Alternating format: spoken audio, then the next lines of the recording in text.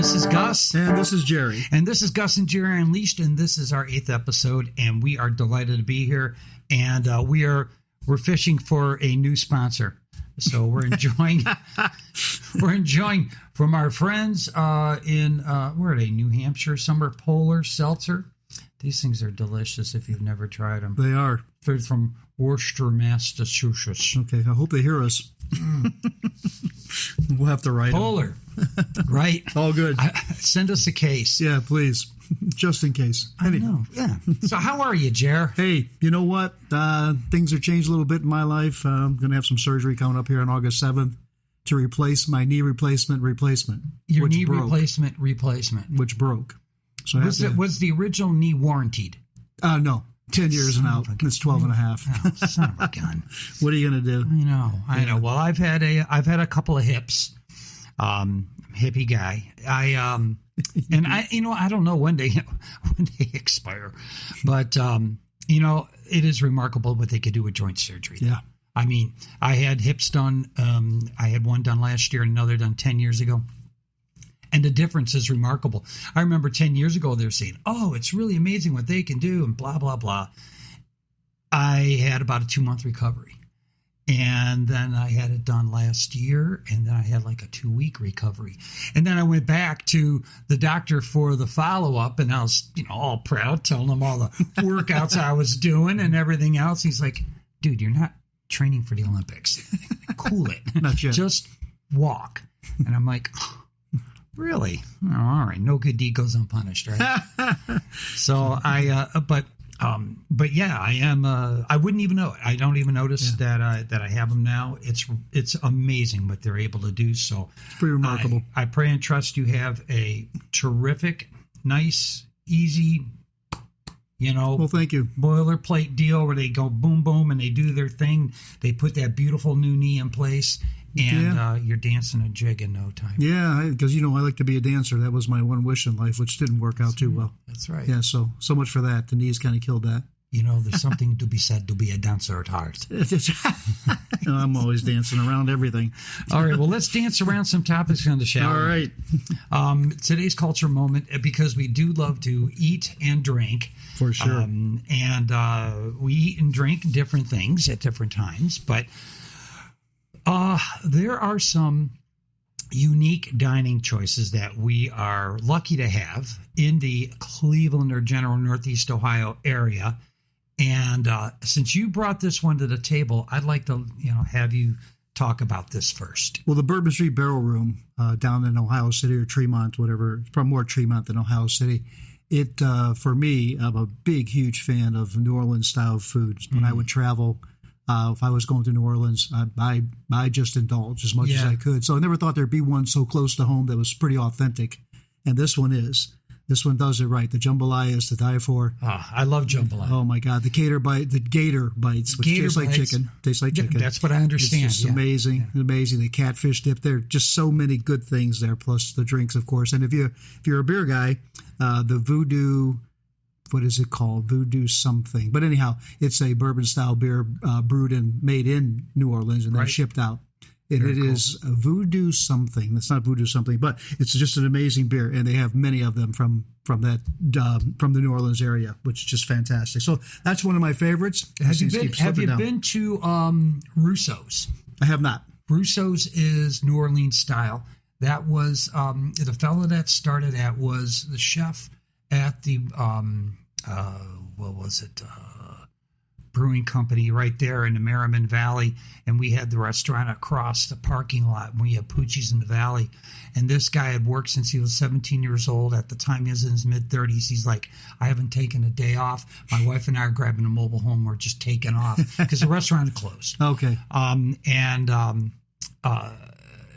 so they ended up in New Orleans, where he learned under some of the great chefs. I think he even spent some time with Emerald, learned some tricks of the trade, and brought that back to Russo. So we do have a couple. Now that's down in Stowe, Cuyahoga Falls, close to my alma mater, Walsh Jesuit. Okay. Russo's. But Bourbon Street Barrel Room, I have yet to check it out. You have to. I will definitely check it out. Voodoo Ranger just came to me. Voodoo Ranger. That's the beer. Voodoo Ranger? Okay. Voodoo Ranger. Yeah, absolutely. If I think of what that restaurant is, Mr. Russo, I can't think of it right now. With that, where he used to work across the parking lot. Anyways, it was in Liberty Commons in the Merriman Valley down in Akron, if you know Akron. Anyway, Excellent.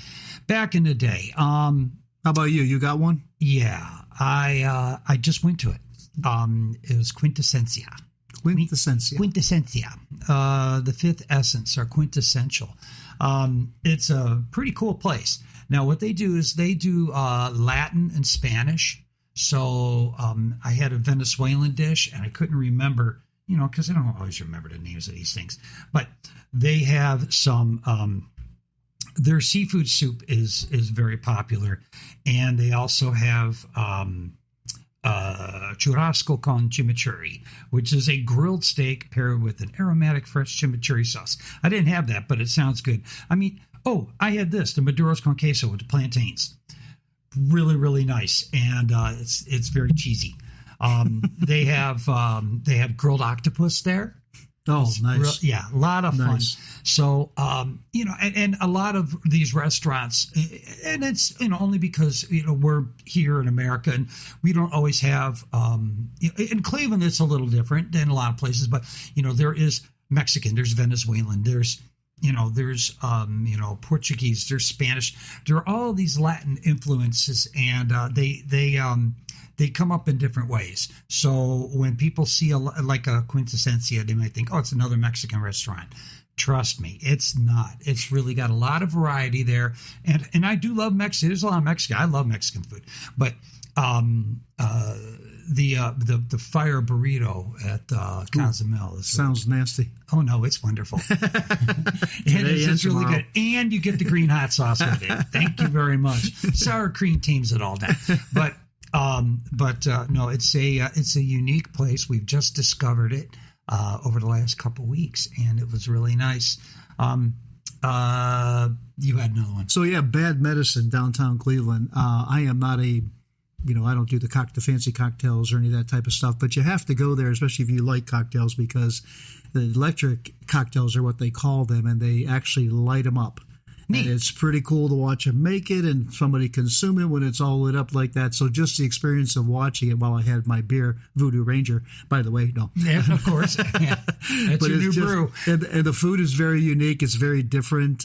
It's not cheap, to be honest with you. It's not cheap, but it's the experience is amazing. Sure.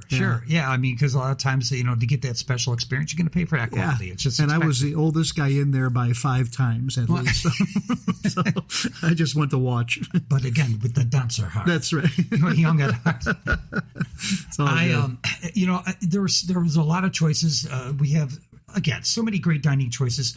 I'm going back to, one that I may have mentioned, I'm sure I did before, Johnny's on Fulton. Johnny's on Fulton is unique to me because it is an upscale Italian restaurant that was born in a little corner bar. A lot of people don't know that Johnny's wasn't, it's got the great reputation it deserves today, but Bo has built that. He's done a wonderful job, but it didn't start off that way. It started off as just a little corner bar, about maybe the size of the room we're in here now. It's little, it's intimate, but it really, it is very unique. And there are restaurants that are gone now that back in the day, I used to think were unique and special to our town.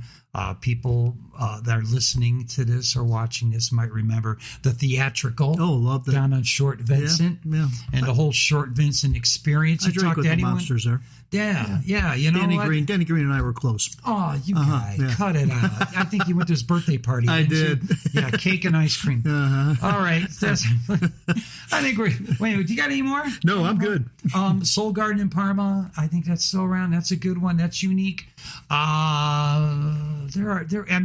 lot that have come and gone that are really cool. And I remember a great ice cream place. I know we're not talking about restaurants here, but ice cream place, Barn Hills Oh, in goodness. Fair Lawn. Yeah. Back in the day, that was like, I remember going there for like my 10th birthday, and I was like king of the world. All the ice cream, you eat ice cream up to your eyeballs, and they had the old player piano. It was all like 1910, that was the whole theme of it. That was very cool. So fun stuff. Excellent. All right, now we got some crazy stuff. Moving to the center of the plate here. You talking about the world or what? Yes. Okay. I am. We're talking about the world. We have a lot to talk about in the world today, but we're just gonna touch on three different stories, if you will. Right now, as we sit here in mid-July, 2026, the air above the Cleveland area is not good. It's not as bad as it was 2 days ago. My God. So this is we're talking on a Saturday. This was on a Thursday. It was recorded the worst air quality in Cleveland, Ohio ever. And we're talking the same Cleveland, Ohio, where the river caught fire in the late 60s, industrial everywhere, in the 70s. From Cleveland to Youngstown. Before a lot of before they started to make those concerted efforts to reduce the pollution in the air, this still topped them all, and it's being caused by wildfires in Canada, and to be fair to our Canadian friends, in northern Minnesota as well. Mm-hmm. So this is nasty stuff. I don't remember this happening when I was, I don't want to say even a youngster. Even 10 years ago. This has been a thing for like the last, I want to say 4 or 5 years, where they've been going on. Yeah. I'm not sure what's going on up there, but this kind of reminds me of the cloud. You mentioned those cities like Pittsburgh, Cleveland, these are steel mill towns, Buffalo, so on and so forth. When we were producing Youngstown, we were producing steel like that. When the steel mills were up and running hard, it would form a cloud. And this whole Midwest region was covered, just like the smoke we had a couple of days ago. Right. Except that the pollutants are probably a lot more bad for you, if you will, more dangerous to your health. This stuff coming out of Canada, and I've heard mixed things on reports, and I've read some stuff and did a couple of YouTube videos about the causes and so on and so forth. But it seems to be a tremendous amount of fires in a short period of time. And then the question is why? This is not like this didn't happen before. This has happened. So why is it happening again, and why aren't we controlling it? Not we, but they. And right. Cleveland's had a share of bad things. We don't need anybody's help, So we're on the rebound, man. We're moving forward. Yeah, keep your air up there. Thank you very much. Yeah. So there are a lot of theories as to why it's happening now, and of course, the first one that they go to is climate change, and climate change is. If the world is getting warmer, it's getting warmer, but is it really getting warmer to a point where it's influencing over the last 5 years wildfires to this extent? Because it was hot back in the day too. It was. And I remember the summer of '88 especially. That was one of the hottest ones ever. I remember. So it's been hot before. We are getting we're getting a lot more heat. Maybe it is gradually getting warmer, but I'm thinking, I've looked into this a little bit. There are things that can be done that have been done before that aren't being done as much now to reduce the impact of these fires. Controlled burns, for example. For many years in California and in Canada, controlled burns were part of regular life. It was a strategy for reducing the severity of impact of large wildfires. Now, there have been, because of environmental pressures, a reduction in these controlled burns over the last couple of decades, really, and that's led to a massive buildup of dead wood. And there are people that say, now that sounds like, that sounds reasonable and logical, something I could put my hand in, as opposed to this, innocuous or, umbrella label of climate change. So it's like, have they reduced, the efforts for that? Well, obviously they have. Have they reduced funding for firefighters, and that in Ontario, I found out they cut them in half. These budget changes, they and again, the reasons behind it, without getting too political, all I know is what are the results. So if you have less people addressing fires, if you have more deadwood starting fires, it's hot then, it's hot now. I'm thinking, well, you know what? Maybe it's time for us to, re-examine doing controlled burns over time and having them make minimal impacts more often instead of these major catastrophic impacts. Every once every summer, as it's turning out to be right now. But that's why I know I'm not, saying I'm not, you read stuff on social media and everyone's like, blame Canada. It's like, well, it's happening in Minnesota too. So it's happening on our side of the border, happening on their side of the border. There are things that both sides of the border can do to help mitigate this. And I'm hoping that the impact that it's had will not be just like, well, it's Mother Nature. No, I think that, there are things that we can do to help to help lessen the impact of it. I think when they were doing the controlled burns way back when, they did a really spectacular job of controlling just this type of thing. Mm-hmm. Then the question is, you're cutting back on personnel, fire people, whoever they are, firemen, whatever it might be. And all of a sudden we have this impact across Canada, across our country, and who knows where else. And the East Coast. East Coast. So it leads me to believe, is this benefiting somebody else by doing this, and yet harming us and animals and homes and so on and so on. Interesting thought. So it just always bugs me that the stuff that goes on is never for our benefit. It's always for our detriment. Yeah. Yeah. I mean, we're fortunate here, so far so good. We don't really have any major weather other than freezing cold winters every now and then. Right. But I can't imagine the devastation that this is going through, much like the California fires a couple of years ago, and so on and so forth. Yeah, that was major. Now, my sister, who lives in L.A., and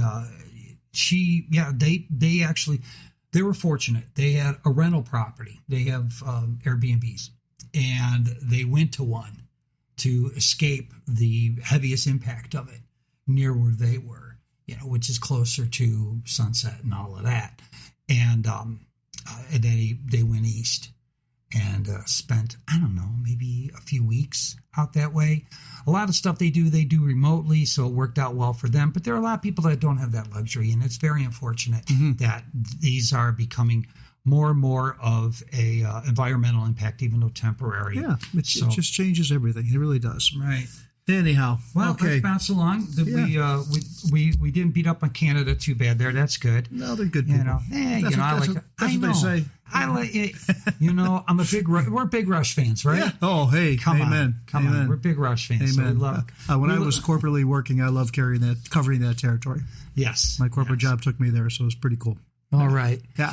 Well, now we got another situation that's been going on for a while now. It's been on and off and back and forth, and this whole nonsense going on with the Strait of Hormuz in Iran and the situation with Iran and the U.S. It is unique in that for the first time... That's a good way to put it. Unique. It's unique. Well, what's unique about it is, so Iran has been a radical theocracy now for a long time, for the last 47 years, and it's a very oppressive regime. People back in January tried to rise up against it. Tens of thousands were killed, and it's horrible. Unlike the past, where they've done these things, there has always been this mystique or whatever it is about Iran, where they were so harsh and so radical that people weren't really willing to mess with them until now. And there's criticism plenty to go about on both sides, but it is a little insane when people are actually taking the side, in my opinion, of Iran, because I remember 1979 very clearly. I remember the hostage situation. I remember the takeover of the mullahs, and I remember how it was isolating to them, but they also had a lot of oil, so they knew that they were a player.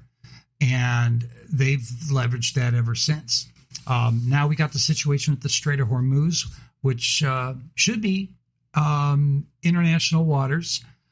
There is a governing body, one that both Iran and the U.S. have not actually bought into, but 172 other countries have. And a lot of people don't know about this, but I did a little poking around and come to find out, because it's like, can anybody really block this? Does anybody really own this? I mean, what is really going on? That's the question I have. Yeah. What is going on? Well, what is going on is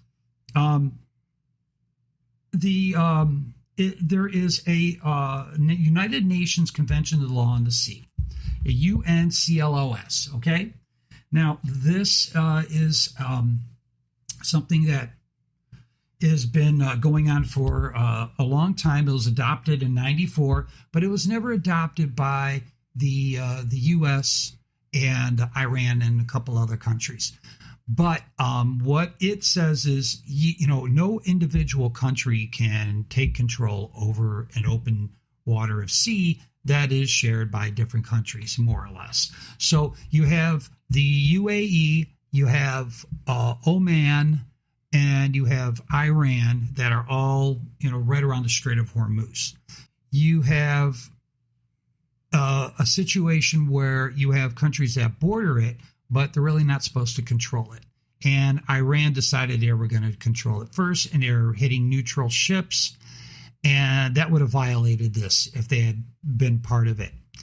The U.S. response to that was bombing them back and imposing a blockade to stop what Iran was doing. That action also would have violated the UNCLOS. So, but if you look a little further into it, it would appear that, and not surprisingly so, because these guys are impossible to negotiate with. We're finding that out in real time. I'm surprised, actually, that our government has not come to the conclusion that these guys are impossible to work with, because they've proven that so many times. Yet we got a deal maker president that, for whatever reason, thinks that he can bring them to the table.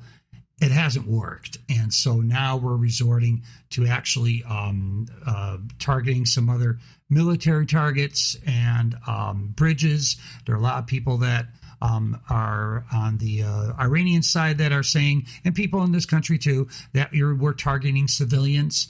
I don't believe that that's true. I do believe it's been done. I don't believe it was done purposely. But in war, there is collateral damage. And I wish that this never would have started. And I think that if in the beginning we would have had a situation where when the people were protesting, we were able to levy enough pressure on them to at least get them to have a conversation and have a yes or no answer. At that point, maybe things would have been less brutal. But it's so hard when you're dealing with such a brutal regime. And sometimes, they'll tell you, you got to fight fire with fire. It's an unfortunate situation. I hope it ends soon. And I don't see any reason for the U.S. to necessarily be the sole benefactor of the resolution of this if they're able to get it. I think that there are a lot of Iranian people that are suffering right now that deserve to benefit from it too. These Iranians are our brothers and sisters. No, of course, and that's the problem. Their government is horrible, but the people there, I got nothing but love for them, and I want them to be well. Their loss of life over there has to be incredible. The destruction has to be out of control, and it just continues, and we go nowhere. We're in the same boat, so to speak, at the Strait of Hormuz, going nowhere. And how long is this going to take? How long are we going to do this? Yeah, good to negotiate, but if they don't want to come to the table, they're not going to come to the table. There has to be another way to do this. I don't know what it is. I just don't. But this loss of life, this continued destruction, us suffering as a result of prices and so on and so forth, it's just getting old. And, I'm not a conspiracy theorist, but I am.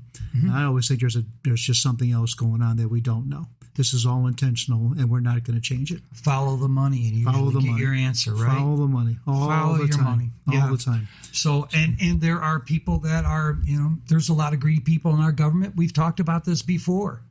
It isn't just a matter of, where, there are angels and devils all over the world, and they reside in every zip code. Amen. But I do believe that, in a greater sense, and we covered this in detail, the spiritual foundations of our country. My hope and prayer is that, we're able to come to a peaceful resolution sooner as opposed to later. But my prayer even above that is that the benefit, is not just, it isn't about who wins, who loses. If there is one loser, I'd like for it to be the Iranian government. I think they're awful. Right. But I would love to see a situation where America can win and the Iranian people can win, because they certainly deserve that. I'm sure they're tired of it. There's probably a few over there that don't care for Trump. Oh, but yeah, I'm sure. I'm sure there's just a few. there are, and there's enough to go around. There's enough people in this country that don't care for him. And you know what? He is, I got to tell you, it is a matter of just making sure that we take care of the United States of our own house every day.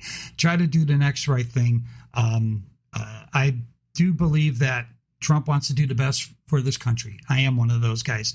But I do also believe that, there have been mistakes made along the way, that no one is perfect. And there are, good intentions. Sometimes they don't lead to the results that you want. But above that, above just one individual that everybody likes to blame or praise for everything, I think that's short-sighted. I think there's too many people involved. And there are, I think, some good people that really want the best for this country. But I think there are too many people that are in it for themselves. They're lining their own pockets. And when you see, people that are saying, hey, it's reasonable to pass the SAVE Act. And you see people going, oh, Save America Act, so, give ID when you're voting. And the people that are opposed to it, there are people mostly from the Democrat guy, but there are people on the Republican side. And it's like, well, why the hell would they be opposed to it? Because the grift goes both ways. Of course it does. And that's of course what I think. It does. And when you got something that 81% of the people, and I know I'm shifting topics here, it shouldn't be brain surgery to pass this. If you're in government, you're not for us. You just pretend like you are. You're not for us. And the guy at the top gets the glory or he gets the blame, one way or the other. But it's the entire government that's at fault here, period. All of them. There has to be accountability and a wholesale level. Yep. All right. You don't want to dissolve the Senate, do you? I like to. Really? Okay. All right. Now we're getting heated here. This could get heated. Okay. All right. Burn it down. Burn it. This is Scorched Earth, That's Jerry. Right. Yeah, here's the first match. Anyhow, all right. Speaking of matches. Speaking of matches, great. This is a great segue. Now we're on our way to sports. Okay, yeah. So I'll be honest and tell you, I have not watched much of the World Cup at all. Not at all. Not because I don't want to. Just had some other priorities in life going on since I found out I'm going to have surgery in less than a couple weeks. Yeah. So I haven't kept up other than a beer at the bar when every TV in the bar has the World Cup on. Yeah.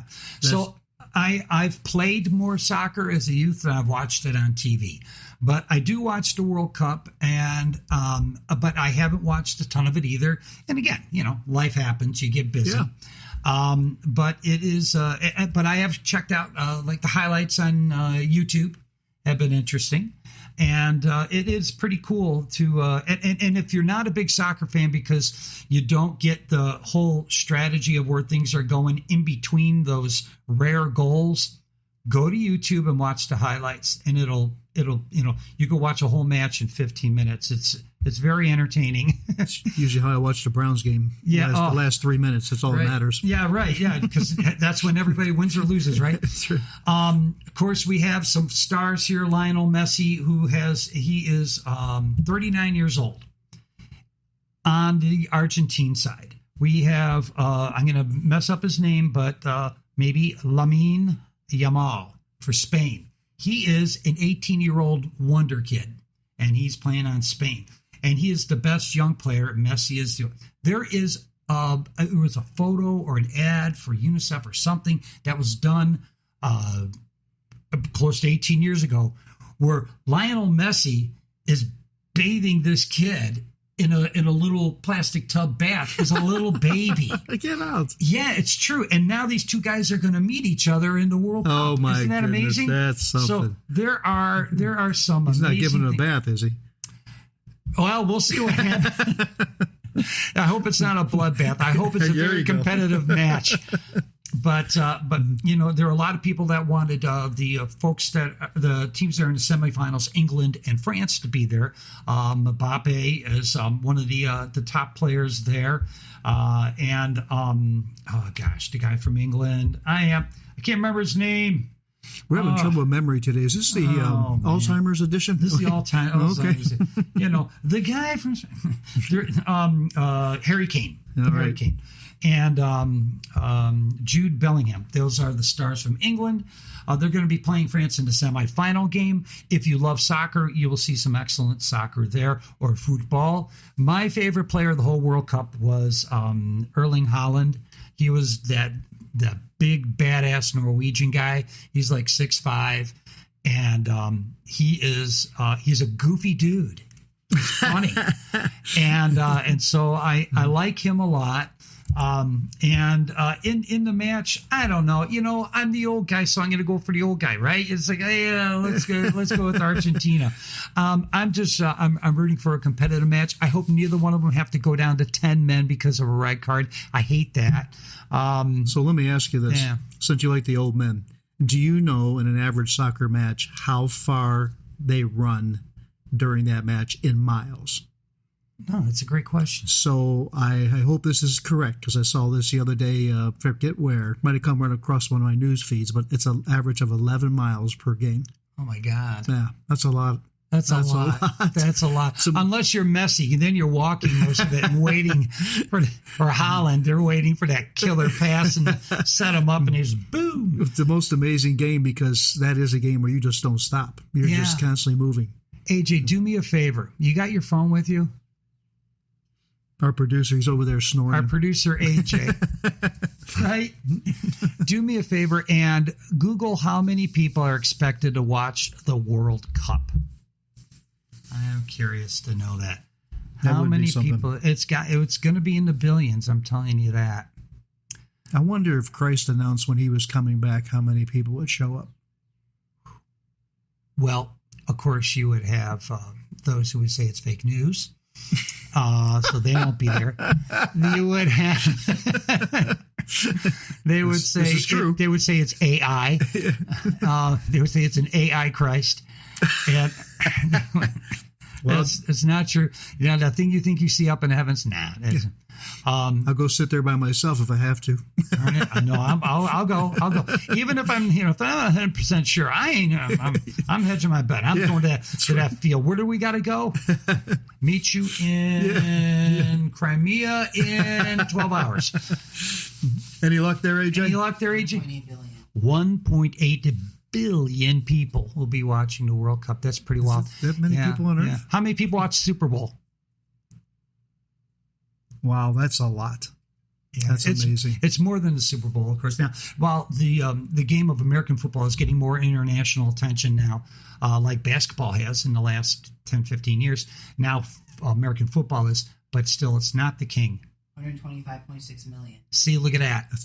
That's triple. like 1/12 of it or something like that. Yeah, I mean, it is amazing how many people watch the World Cup. So it is something that can bring the world together. So even if you're not a big soccer fan, watch the World Cup. And if you're watching this afterwards, hope you watch the World Cup. After this. All right. So, and of course, you can always pick up the highlights on YouTube. Let's go to the deep end. Do we have to? Yeah, I think we have to. I think we owe it to the people that take their time to listen or watch what we do here. They know that there's a deep end of the pool. And today, I don't have a cough button. But you do have a cough. I do. Hey, AJ, grab me another one. There's one right in there, will you? You can grab me a cherry one or orange, whatever you grab first. And the deep end is spiritual fitness and dealing with loss. So, this is probably the area of spiritual fitness that is most important. What is important? Let's talk about loss. Here you go, H. This is the old one. Thanks, pal. And let's talk about prayer, fellowship. What are the importance of that? Jerry, I'm gonna let you start with this. Well, I think sometimes that we in life we get this backwards. Spiritual fitness should be priority in our life, no matter what goes on. We should always try to be spiritually fit for anything that happens, good or bad. But a lot of times we're not. And when then something happens to us, we turn to prayer immediately, or we start asking all types of questions of why did it happen, so on and so forth. And if you're not prepared to handle it spiritually or through prayer or talking to God or being upset or whatever it might be, it becomes extremely difficult. And then you get into poor me and all that type of stuff. Right. I wasn't promised one damn thing when I was born. None of this is mine. If God chooses to take it from me from some reason or another, or I make a fatal mistake and take it from myself, that's all in the plan. And I don't know what the plan is. I can't walk your life. You can't walk mine, but I have to walk mine. I have no choice. My life is my life. So the path I'm going down, I've questioned it 1,000 times. Why does this happen? I've had more losses in my life I care to tell you about. And for some reason, it seems to continue, right? I mean, on a good path now, enjoying a good job, and all of a sudden, wham, my knee replacement breaks. Mm-hmm. And now I got to deal with that, right? Now, that's not life losing by any means, not losing my life. You're losing some time. I'm losing time. I'm frustrated. Are they going to keep me at the company I'm currently working for? Mm-hmm. All that stuff goes through my mind, right? Mm-hmm. So they better. It means that's so I got to start again, right? So, right now they've been very gracious about it, and I appreciate them very, very much. That's awesome. But if I didn't have a backbone of prayer, if I didn't have a spiritual life, if I wasn't always in communication with God, I really don't know where any of this would go. I truly just put it in His hands every day and say, Lord, this is what you want for me. This is my life, my path. Just tell me what you want me to get out of it. Right. What is the purpose of doing this? Now, I can't see my purposes above this moment, but He can. He can see everything down the road and what's going on. I joke and say, geez, it used to be better if it was cancer and just get out of here and get it over with, right? Well, that's not what I should be saying, but I said it, and I have said it. I'm very frustrated because at this point in my life, I just want to kick back, relax, enjoy my grandkids, my family, and not be stressed out about, oh my gosh, I got to work, and how long am I going to be able to do that? All because I lost my corporate jobs or whatever it might be. Right. And now I got a physical problem coming my way. Okay, now what? Right. But being rooted in God's word and understanding that He is in control and understanding that I can talk to Him. And I have talked to Him not so kindly sometimes. Mm-hmm. Just like, what the hell is going on? I haven't even used that word. Use other words. And just say, Lord, you spell it out here for me. I can't take this anymore. What is the purpose of me even being on this planet if I'm going to continually have this uphill battle? Now, that's poor me, because when I was having all my tests for the post-op surgery, the pre-op surgery, I saw a lot of people coming in that I go, geez, oh whiz, Jerry, your life's a piece of cake compared to what I saw coming in and what was going on with these people. Right. So I don't want to have the poor me attitude, but can I deal with the loss? If you aren't prepared to deal with the loss, no guarantee you'll keep anything in your life, job, money, or anything else. Right. There's none. There's absolutely none. We could lose and lose and lose. God forbid we ever lost a child or anything. That's devastating. But there is no guarantee of it. Nothing. So if you're not rooted, if you're not prepared, if you're not doing your spiritual exercises, you mentioned when we first started talking about this, when you had your hips done, you're exercising. Well, there is a prayer exercise and a spiritual part of this that we have to indulge in every day. Is it easy? No. Is it time consuming? It can be. But if you put yourself in a place to talk to the Lord throughout the day, it takes the stress off of you to have that quiet time at the end of the day. Now, I try to have the quiet time at the end of the day. That's a good point. Yeah. But I because it gets easier. Yeah. I believe it gets easier. It does. It doesn't have to. It's like working out. Like you said, it's like working out muscles. Yeah. And how, reading or doing, or math, there are things you can do to exercise your mind, doing puzzles, things you can exercise your mind. For spirituality, to have good, heartfelt, honest, open conversations with the Lord. That's right. Is, I can't really think of any other word. It's essential. Mm-hmm. But like those other exercises, they become part of routine and they become easier. The thing that I like to remind myself, or I try to avoid, is not getting it so routine that, that it, like there are rote prayer. When I say a rote prayer, like the Our Father, for example, I try to focus on those words. as Great words. opposed to just having them come flying out of my mouth. And I had I saw a speaker one time. It was a priest, a Monsignor. And he a wonderful Clarity. guy. Yeah. He's like, I forget what he told the difference between a priest and a Monsignor was, but he just said, I don't know. It's there are different letters on the door or something. It was very humble. Yeah, I mean, well, he's a business good card. dude. Yeah, but we spent a solid 90 minutes just going over the Our Father, picking it word by word, sentence by sentence, phrase by phrase, and going through it. Finding a place that we can have that kind of conversation where it is honest. And sometimes we're pissed. Mm-hmm. So that's okay. Very much. And I'm sure he knows that. Very much. I believe he's with me when I'm sad, when I'm glad, when I'm pissed, when I'm mad. When in any situation, when I'm doing the next right thing, when I'm doing the wrong thing, there he is. Mm-hmm. When I fall, ready to pick me up. Loss for me, and when I think of when I was younger, loss for me was immediately followed by blame. Oh, yeah. And I remember when I lost my grandmother, I wasn't allowed to see her in her last days, and she had cancer. And but she was in her 70s, she wasn't that old. But I wasn't allowed to see her, and I was upset about that. We were sure. Of course you would be. Yeah. Of course you would be. And the thing about it is when you say loss and immediately followed by blame. I blamed the hospital. I was like 10. I blamed the Cleveland Clinic for killing my grandma. What an idiot. So you mature into blaming who's really responsible for it. In most cases, it's me. In most cases, it's me. And what I mean by that, okay, I lost some businesses, I lost some homes and things like that. But there's a lot of things I've done that I should have never have done. So I have to blame myself. Oh, yeah. When it comes to, when we deal with loss and loss of a loved one, that's one thing. That is God's will. When we deal with loss of things that we have done, projects, things, financial, businesses, that sort of thing, and I've dealt with that too, obviously. If I say, God, what can I draw from this? What can I learn? Then I'm going to have at least, there's something there for me to benefit from, to understand from, mistakes to avoid in the future.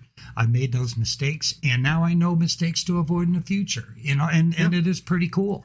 And you said something earlier about the Our Father. Is the prayer directly that came from Christ? Mm-hmm. There's really no other, he talks about prayer and prayer time, but he gave us that prayer. Right.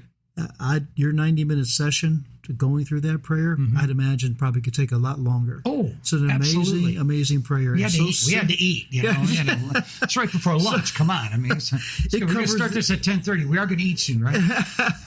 It covers the essentials of life. It was a retreat I went on, yeah. No, I'm sorry. I didn't mean that. No. I mean, the prayer just covers essentially our entire lives and what it's all about. Yeah. But again, I would just say, bottom lining this, if life is good for everybody out there, and I know everybody has different issues on different matters and different things, but you're just cruising along and things are just grand, just make sure you're spiritually fit. Right. In case you do stump your toe one day. There was, because the alternatives can be very self-destructive. Mm-hmm. When I lost my dad in 94, I was in my late 20s, and I was working as a bartender, and I was studying for my MBA. And it was probably a good time for me to kind of reevaluate what to get some more spiritual fitness. And I took the other route, I medicated myself. And I'm not proud of that, but I understand where a lot of people can fall into that. It doesn't matter your degree of intelligence or wisdom or life experiences. There are quick and easy fixes that are all around us that we can take in, and these things can be self-destructive, whether it be alcohol, drugs, a variety smoking, of whatever it is. Variety of things. Mm-hmm. I mean, there are a lot. And when you look at the painful cornucopia, if you will, I don't know if that's even a phrase, but just that array the array of garbage that you can pick from, as opposed to, hang on a minute, I can actually get more spiritually fit. It doesn't happen as quickly, but it has a more lasting effect. It does. It does. And later in life, when I discovered that, it has helped me so tremendously, not just dealing with loss of loved ones in my own life, but in helping others deal with it as well, which I consider a blessing because, that's not me. That's God doing for me what I can't do for myself. Amen. That's God working through me. And so I can't emphasize enough the importance of spiritual fitness when it comes to loss, any kind of loss, whether it's a loved one, whether it's time, whether it's, a venture that we had, whatever it is. I mean, God knows there's a beginning and a middle and an end to all things under the sun. And having a sense of grace about that and knowing that, hey, you know what?